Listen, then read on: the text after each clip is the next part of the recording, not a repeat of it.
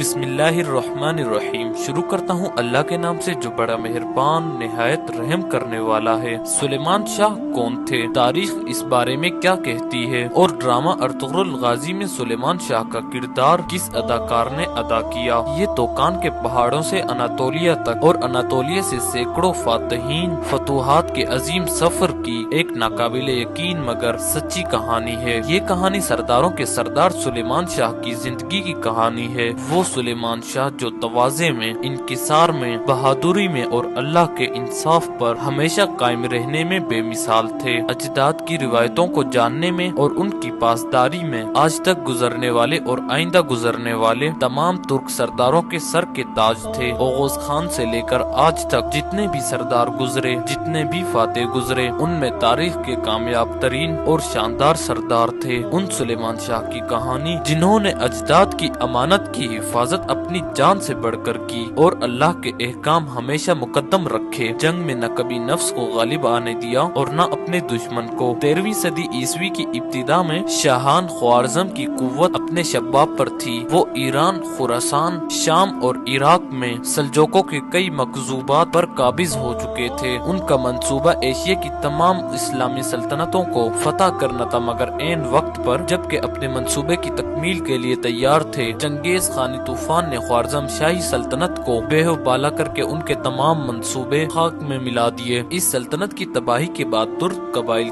जुनूब की तरफ भागे। उनमें से बाज ईरान और बाज शाम पहुँचे और वहाँ इक्तिदार हासिल किया जो तुर्कमानी कहलाए, और बाज एशियाई कूचक में सल्जोकियों से आ मिले। उन्हीं तुर्क कबाइल में अपना वतन छोड़कर मारे मारे फिरने वाले उस्मानी तुर्कों के आबाओ अजदाद का कबीला भी था, जो ओगोज कबीले का ही एक जुज काई कबीला था। इसी काई कबीले के सरदार का नाम सुलेमान शाह था। सुलेमान शाह तुर्क सरदार कतलम्स के बेटे अर्तुगरुल गाजी के वालिद और सल्तनत उस्मानिया के पहले हुक्मरान उस्मान गाजी के दादा थे। सुलेमान शाह 13वीं सदी ईसवी में हिजरत करके ईरान आए और वहाँ से अपने कबीले के साथ अनातोलिया की जानिब रवाना हुए, जहाँ उस वक्त सल्जोकी सल्तनत कायम थी। सुलेमान शाह मंगोलों के दुश्मन मुल्क में पनाह लेने के ख्वाहिशमंद थे, क्योंकि उनके ख्याल में यहाँ पनाह लेना उनके कबीले के लिए इंतहाई मुनासिब था। सुलेमान शाह मशरकी अनातोलिया के शहर अखलात पहुँचे। वो खुद और उनके कबीले वाले अपने आला औसाफ में मशहूर थे। जिस जमाने में सुलेमान शाह और उनके आदमी अनातोलिया के शहर अखलात में मुकीम थे, इस दौरान उन्होंने चंद नुमाया काम सर अंजाम दिए। शुमाल के मसीही दहशतगर्द गुरोह अखलात के इलाके में आकर लूट मार करते थे। सुलेमान शाह के साथियों ने उनका किला कमा किया और अखलात में अमनो अमान कायम कर दिया। शुमाल की बाज़ंतीनी सल्तनत से भी, जिसका मरकज तरबजून था, उनसे टक्कर ली और उनको पसपा कर दिया। बाज मौरखीन के ख्याल में इस दौरान में उन्होंने सल्जोकी सुल्तान की मदद भी की। अखलात के बाद सुलेमान ने अपने आदमियों के साथ शाम के मशहूर शहर हलब की जानिब हिजरत की। थोड़ा अरसा यहाँ वहाँ क़याम किया, मगर अभी सफर हिजरत जारी था कि सुलेमान शाह दरिया में डूबकर जाँ बहक हो गए। कहा जाता है ये दरियाए फुरात था। बाज का बयान है कि वो दरिया में गुसल करते हुए डूबे, जबकि चंद मौरखीन का कहना है कि वो सफर के दौरान दरिया उबूर करते वक्त डूब गए। उनकी लाश वहीं दफन की गई। उनका मजार तुर्क मजारी यानी तुर्क का मजार कहलाता है। बेशुमार तुर्क उनके मजार की जियारत करते हैं। सुलेमान शाह का मजार शाम में वाक़